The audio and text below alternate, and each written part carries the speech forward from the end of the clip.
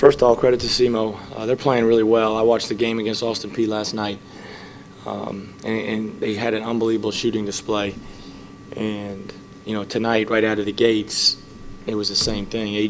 Anthony Jones hit 3 threes in a matter of seconds, and we were playing uphill really the rest of the night. You got to be able to defend to win at a high level. You know, offense can carry you so far, but defense is what makes up great teams. And we've got it in us. We just got to be locked in on the defensive end. And, you know, last couple games, people are playing small against us at times, and, you know, we've had to adjust, and we've struggled guarding at times because of that, because we're a better basketball team. We have a big lineup on the floor, and we can be physical. And but on the flip side, I hate it for our 6 seniors. And the season's not over by any stretch, but just for their last home game to end like this, because of what they mean to me and because of what they mean to this program. And but I told them in there, I said, you know, there's a new beginning. You know, when we walk out of this room, and you know, outside of last year, for every year I can remember, you had to go down and win 2 games in Nashville anyways. So that needs to be our focus, and we'll be ready and prepared as we possibly can be come Friday. I promise you that. Talk about the moment there when Isaiah's coming out of the game and he and Coach Nutt exchanged some words. Can you just talk about that kind of being a testament to how great he's been? Yeah, I mean, he'd probably tell him thinks he's out of the league. You know, that's what he's probably telling him. But, you know, Isaiah is you know, I hope I'm fortunate to coach more kids like him from a talent level for sure.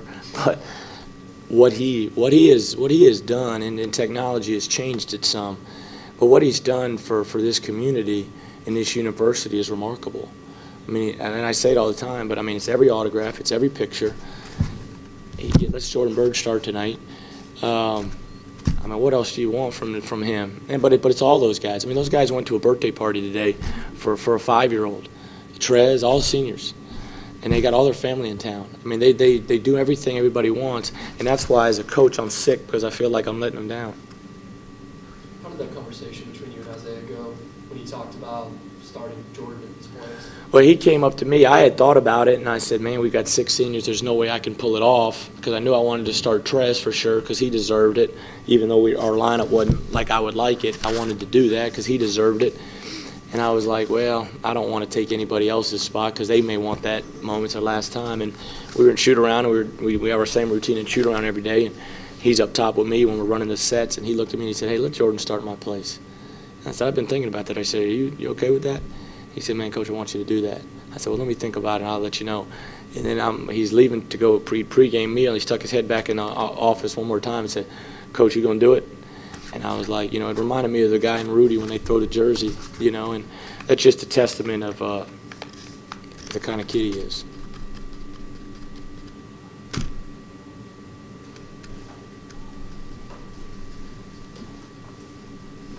Did you feel like a little deja vu when they came out and started hitting shots after just watching what they did?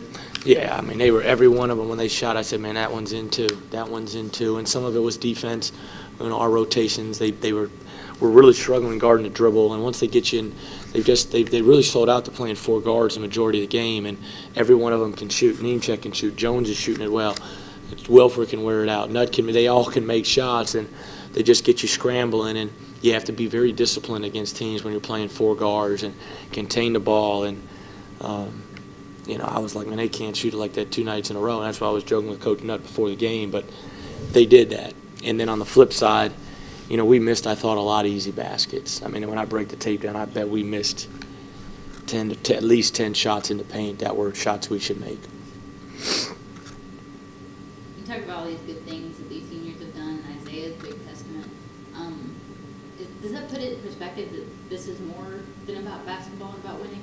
Yeah, I think here, I mean, I say here, but people probably shoot me for saying that, you know, because I know how much winning is important. But what's going on here now, I think, is different because of, like I said, technology, and so many people have been embraced, and it really started last year, I think. I think last year brought it to the forefront, and, I mean, you look at now, I mean, we've got people on our campus all the time coming to do shows, and we got, you know, the notoriety that our program gets. I think these guys have made it bigger than just basketball, but the underlying theme, though, is you know, what's given them the opportunity to be on that platform is the great things that they've done. So on the flip side is you do have to do special things on the court as well, and you know that's why, you know, there's got to be something good out there in the plans for these guys next week. There's got to be, because they faced a lot of adversity this season. It hasn't gone as, you know, a Hollywood script where senior night you're winning a championship and all that, but you know, there's only 20% of the teams in the country that have won 20 games. So we've done some good things on the flip side as well, fighting through some things. But I think if you're looking at just the real life perspective, yeah, because these guys they do everything. I mean, every one of them, from Jordan to Isaiah and all the four guys in between, and they do stuff and I don't even know about it, you know. And you just hear about it. And I'm like, dang, man, that's. I mean, this afternoon, I mean, like I said, they're at a birthday party. You know, that's remarkable. You know, just to make a little 5-year-old girl's day. You think maybe they've been too nice and have lost their focus? Well, I say all the time, I mean, I probably ask them to do too much. I probably do, but I don't think that loses the focus. I think if you can't do that, then what are you really doing it for if you can't impact people? You know, that this loss tonight doesn't define our team. It doesn't define myself. It doesn't define my staff. It doesn't define, you know, this senior class. I said all year, you know, we'll be heard from again, and I promise you that, and I promise those guys in there. Coach, another first half deficit for you guys. It seems like in the losses or just all conference season you've been struggling in the first 20 minutes. Yeah, you know, tonight I think some of it had to do, you know, our matchups weren't great early, and we got, you know, we gave up some, you know, we had a big lineup in there and gave up some shots. You know, we have, and we've gotten down, but when we're playing well, we're scoring off our defense and we're guarding, and we're not. When people shoot 12 for 19 from the three, and they shoot 50% from the field and 63 from the three, and they get to line and make 20 out of 21, you're not defending.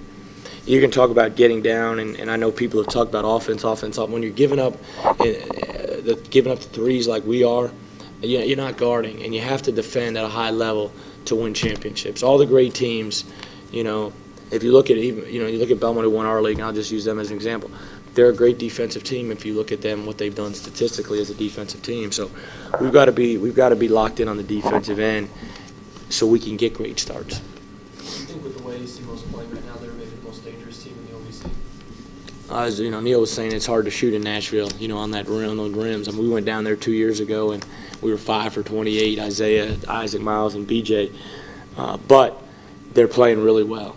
And, you know, they play Eastern Illinois. If they're fortunate to get by them, you know, which Eastern Illinois, you know, they've won some games, so who knows in this league.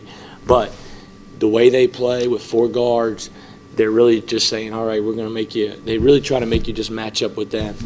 And, you know, if you're going to go big, your four-man's got to produce on both ends of the floor to make it an even swap.